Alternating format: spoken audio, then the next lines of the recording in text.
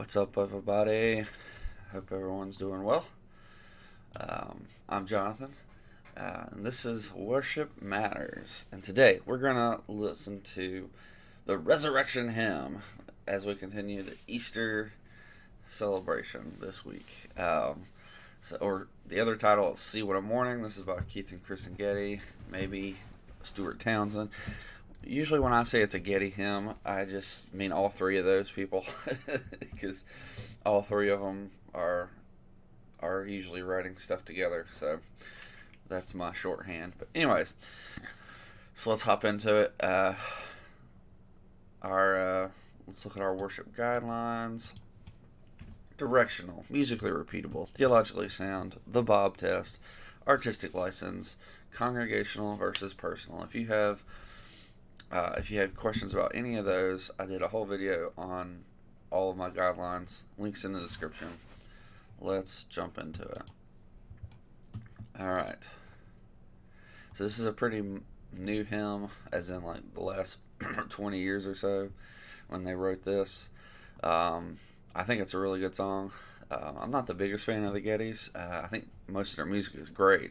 It's just, I'm not a big fan for congregational worship, but we can talk about that in maybe a different song, because this one's actually really, really well written, I think, for congregation. So let me show you why.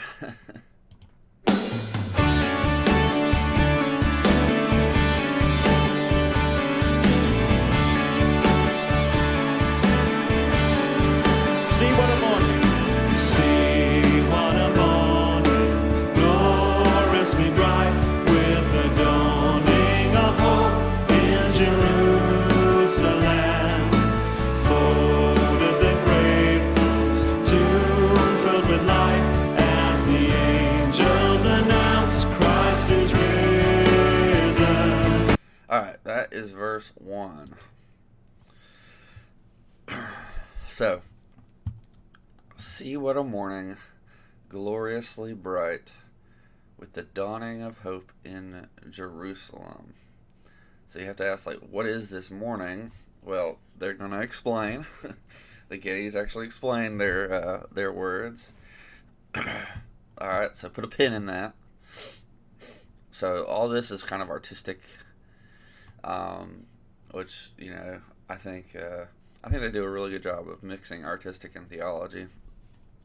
So they're describing the morning, and they're telling you, hey, you, see, look at the morning. What is this morning? Well, it's also gloriously bright. Why is it gloriously bright? It's not just regular bright.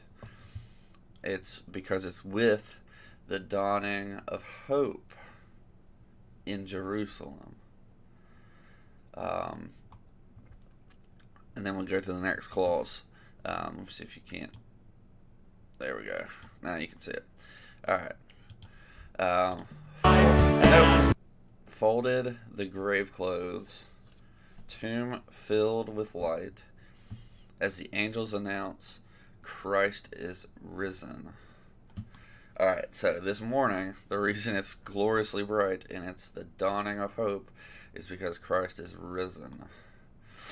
So we have some more like descriptive words here. Folded the grave clothes. So the tomb is empty. The grave clothes that once wrapped Christ, they're folded.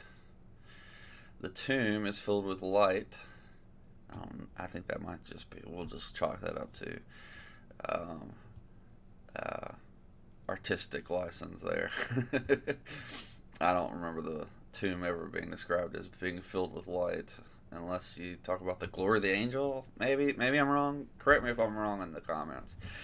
As the angels announce Christ is risen. Maybe the tomb being filled with light is because of the sun rising. I don't know. And the tomb being open, so you can actually see what's in it. Maybe that's it.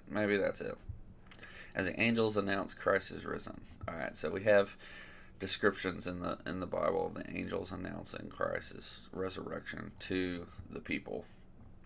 I think Mary and both, was it the two Marys who were at the tomb that meet the angels, or maybe it's just one Mary? I don't remember. So yeah, we have like this description. This is the setting up for the song, where we're describing the scene of Christ's resurrection, the morning of the resurrection. All right, so let's keep going. This is chorus 1, because they have 3 choruses. They're not, or at least 3 choruses. All right, moving on.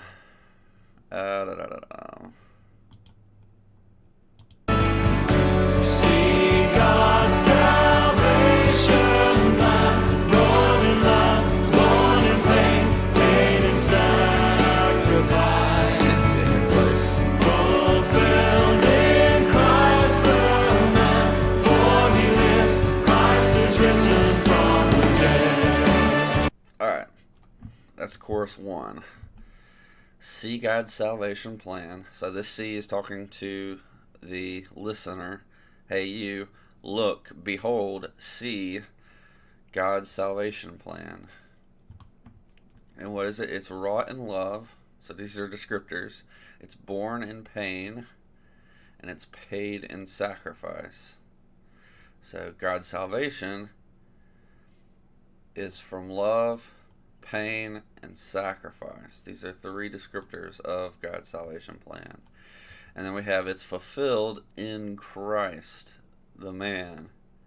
So it's not just Christ God, but Christ also man. Because he lives, Christ is risen from the dead. So God's salvation plan is Christ dying, he was dead, and rising from the dead. So this is the plan of salvation. Because of our sin, Christ paid the ultimate price. He died for us. He bore our sins, took our death, and rose from the dead, defeated death and sin itself. So that's the gospel, and that's the chorus of this hymn. So, or chorus 1 of this hymn. All right. So let's go on to verse 2. So yeah, they in this song it has different choruses, so none of the choruses are the same, which isn't necessarily a bad thing. A lot of songs do that. All right, here we go, verse 2. See Mary weep, where is he laid? As in sorrow she turns from the empty tomb. Hears a voice speaking, calling her name. It's the Master, the Lord, raised to life again. Alright, so see Mary weeping here. Okay, so we have the next scene. So the first scene was the resurrection, the tomb, the empty tomb, and then the next scene is Mary at the grave, or at the tomb, weeping. All right. So she asks, "Where is he laid?" Oh, I'm pretty sure they sing "weeping," not "see Mary weep." So the lyrics here are wrong. It's "weeping." I know that because I've sung the song in choir before. All right. Where is he laid? As in, as in sorrow, she turns from the empty tomb. And why does she turn? Well, she hears a voice speaking, calling her name. It's the Master, the Lord, raised to life again. So it's really like, there's not like a ton of deep theology here, but it's like describing a scene. And, if more songs did that, it would make my job a lot more easy. So we have this scene where Mary is weeping because the body of Christ is gone. She's wondering where they took his body, and then she hears a voice calling to her, and she turns, and there is the risen Christ. There is the Lord, the Master, raised to life. He's no longer dead. So that's the scene. Let's go on to the chorus.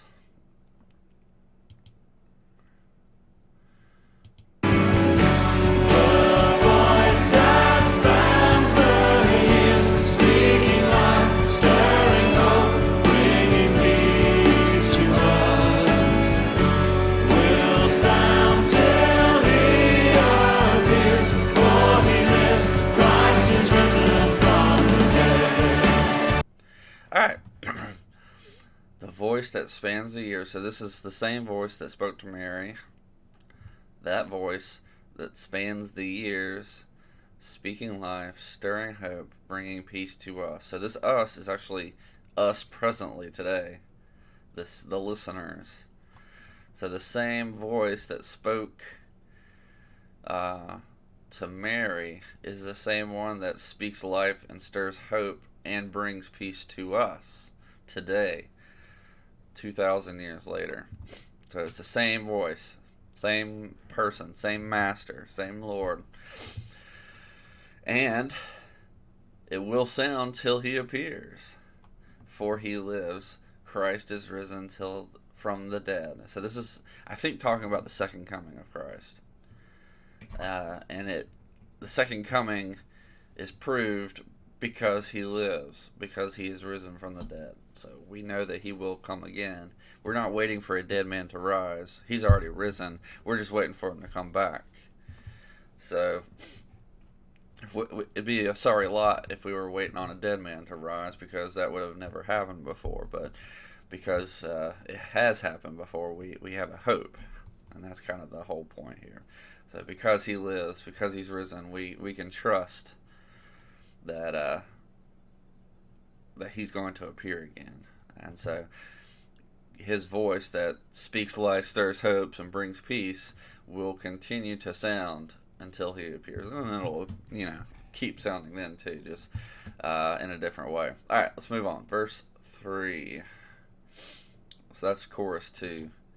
These words are like making me move my camera around so that you can see me. It's like jumping all over. I'm trying to get it so you can read the words, but all right, let's keep going. One with the Father, one with the Father, Ancient of Days, through the Spirit who clothes faith with certainty, honor and blessing, glory and praise to the King, crowned with power and authority. All right. One with the Father, Ancient of Days, through the Spirit. So now we have the Trinity. We have Christ, the Father, and the Spirit. Son, Father, Spirit. And they threw, I guess for lyrical reasons, Ancient of Days in there to what's the word? Augment the Father. So one with the Father. Who's the Father? The Ancient of Days. And then through the Spirit, and then we have this, who clothes faith with certainty. This phrase goes to the Spirit. So the Spirit is the one that clothes us with faith and certainty. Of course, we remember, Christ sending us the Spirit, the Helper. And the Spirit is the one that clothes us with faith and certainty. All right. So this is, basically affirming the Trinity, that Jesus is one with the Father, and through the Spirit. Okay, maybe this clause is saying that Christ through the Spirit, or the Father through the Spirit, clothes us with faith and certainty. So maybe it's not just the Spirit here because of this through. Anyway, so it's a work of the Father, the whole Trinity, the resurrection is. So they don't want you to think like Jesus is the only member that was active in the resurrection.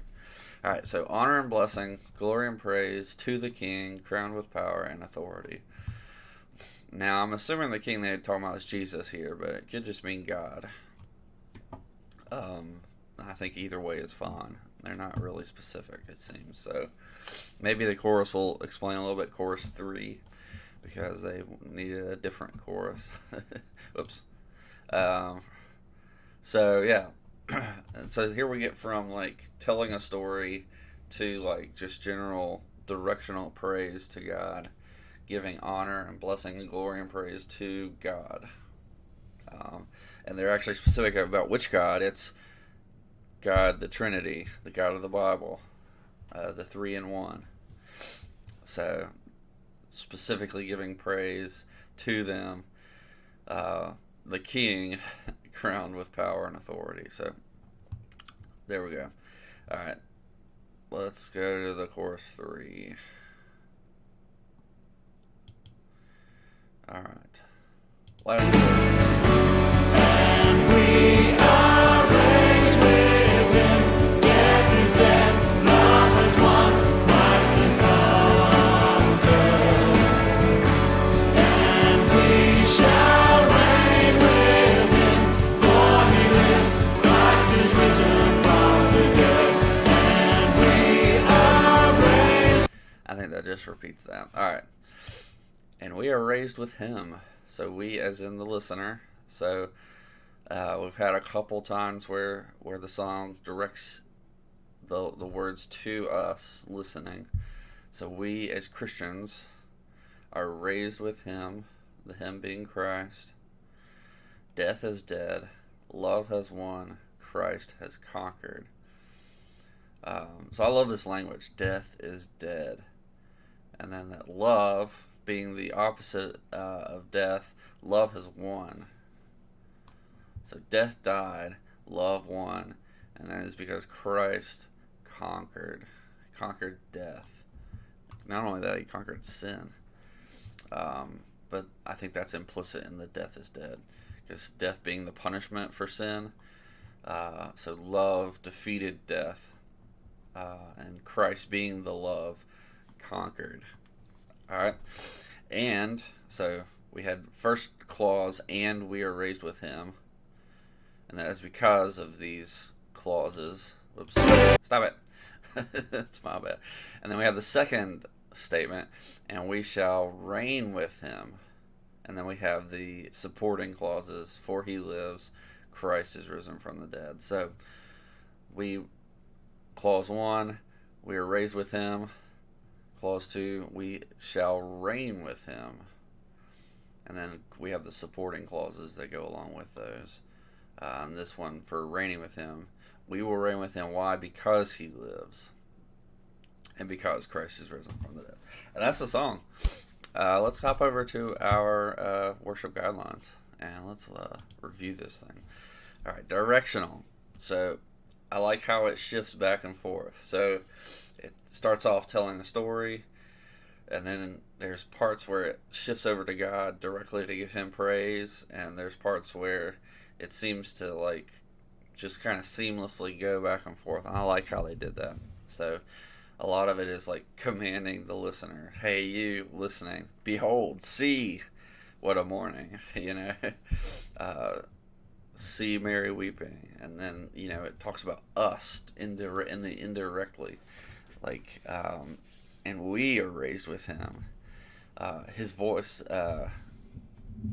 sounds till he appears. Sorry, I'm trying to remember some of the words here. Maybe I should just... And bringing peace to us. That's it. Speaking life, stirring hope, bringing peace to us. So he talks about that voice that brings peace to us. So I like the directional here. I think that's really well done. Musically repeatable. This is a tough song to sing. It's not as intuitive. I don't know if you caught that, but some of the melody, especially from the verse and the chorus, it's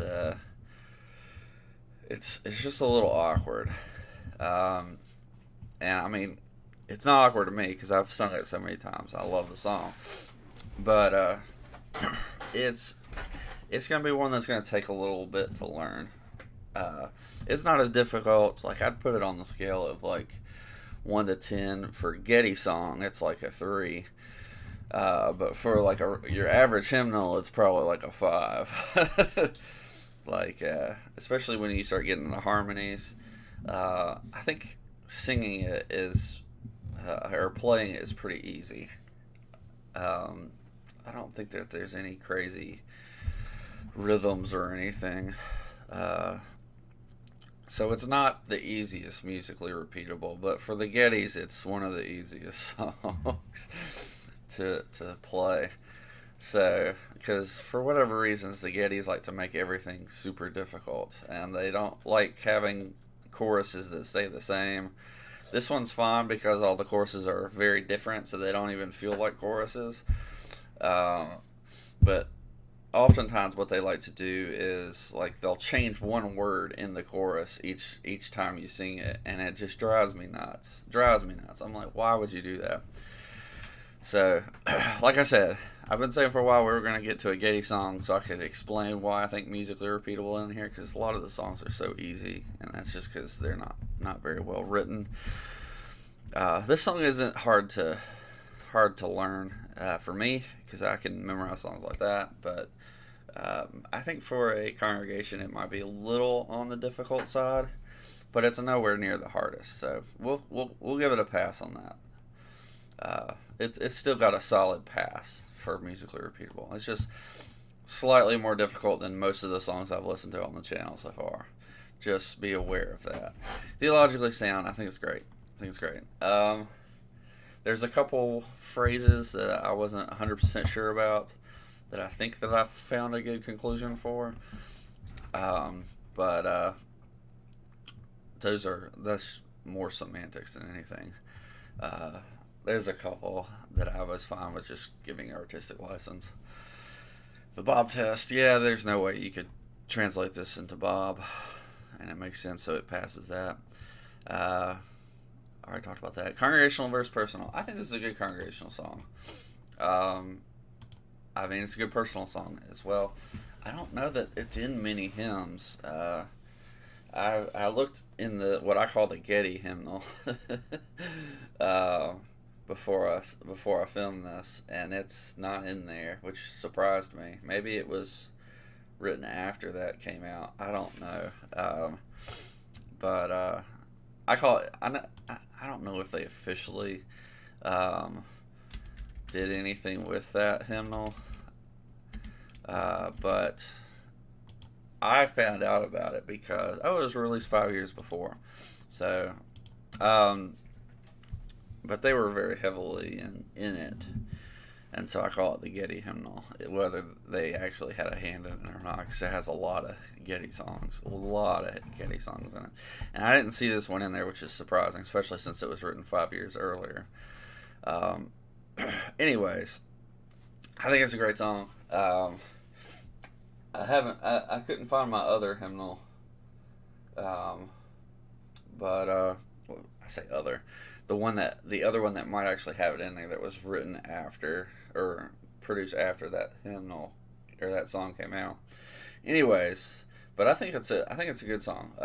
It's one of my favorites of the Gettys, and I think it's well written. I think that it really does a good job of making it easy for people to sing, at least for the Gettys. And I love the picture of like the morning of the resurrection and telling that story of the morning of the resurrection. So we talk about the empty tomb. We talk about even details like the grave clothes that are folded. We talk about Mary weeping in the garden before she sees the risen Christ. Things like that. I really like some of the descriptions walking us through the day of resurrection, and just a beautiful song. I really love it. I'm a little biased toward it, but I think it's a good song. I give it a full mark for that, and it's one of the easier Getty songs to sing. So the part writing is really well done too. I like a lot of the harmonies that go with it. But anywho, I could sit here all day and talk about how much I like the song. So I think it gets a good pass. I recommend it for both congregational and personal worship.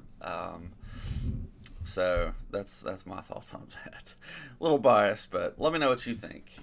Do you like this song? Are there songs that you would want me to review? Let me know in the comments. Did you not like this song? Let me know why. I'm curious to hear.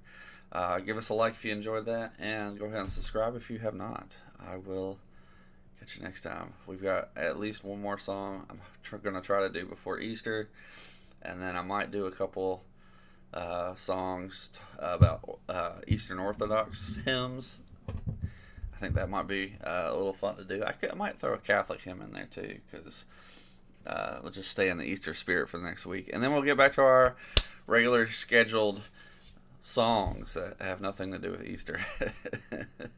So, I'll catch you next time. Peace.